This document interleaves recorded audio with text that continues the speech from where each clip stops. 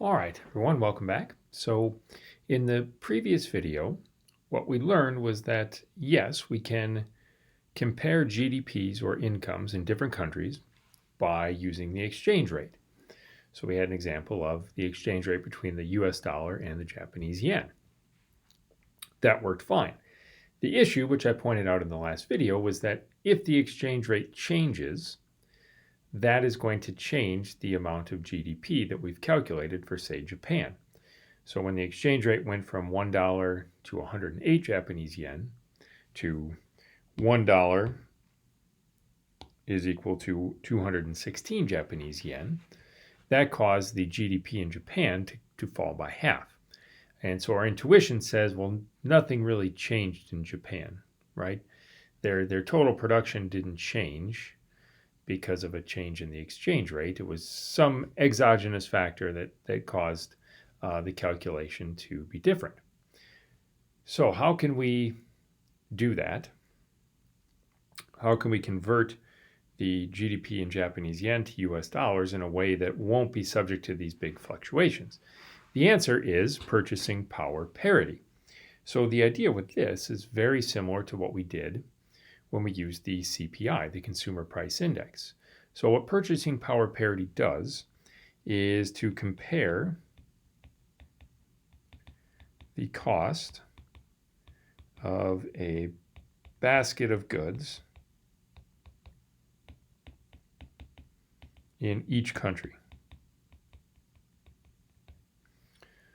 Right, so for example, I might make the basket of goods pizza and cell phones.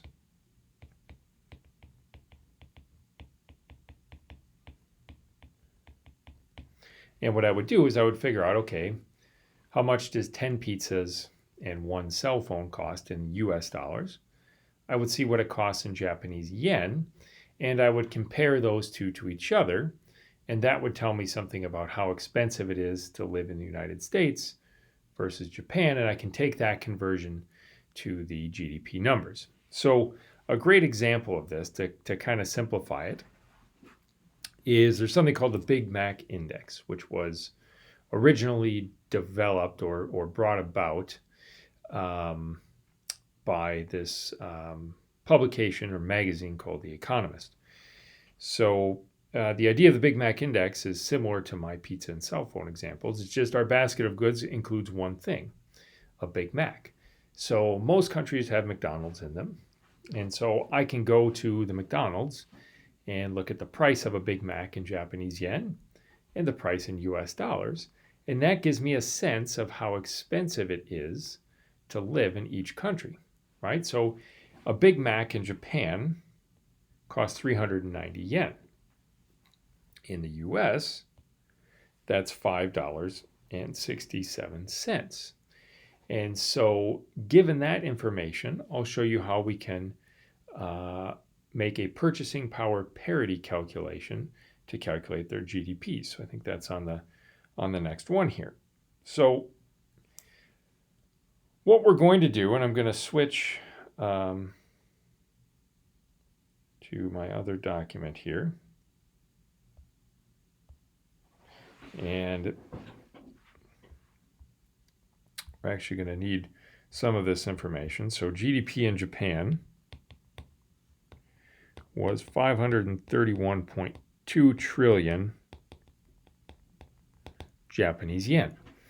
So what I'm going to do is I'm going to take the GDP in yen times what I'm going to call a purchasing power parity factor. And that's going to give me GDP for Japan in US dollars. And the purchasing power parity factor is calculated by taking the cost in dollars divided by the cost in yen. So in my example, the Big Mac cost $5.67. In yen, that was what, 390.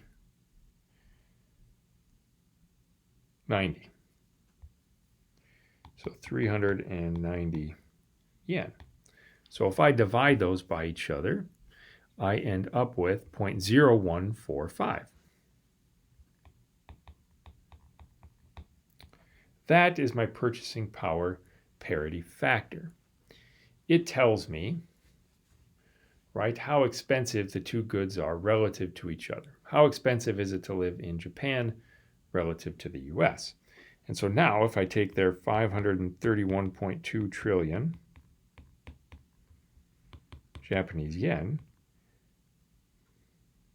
times this purchasing power parity factor of 0.0145, I end up with what is about 7.72 trillion, and that is now in US dollars. So that's the key conversion, right? So I've translated it from yen into dollars.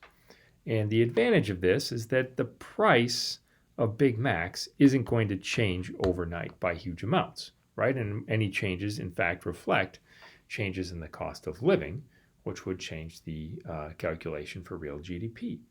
So it's a very similar idea, right? So I'm taking a dollar over the yen, which we did before when it was $1 to 108 yen in the exchange rate.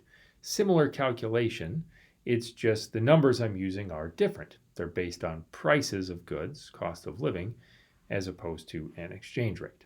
Okay, so we'll do some more practice with this. It takes several times doing it to know, which number am I dividing by which one.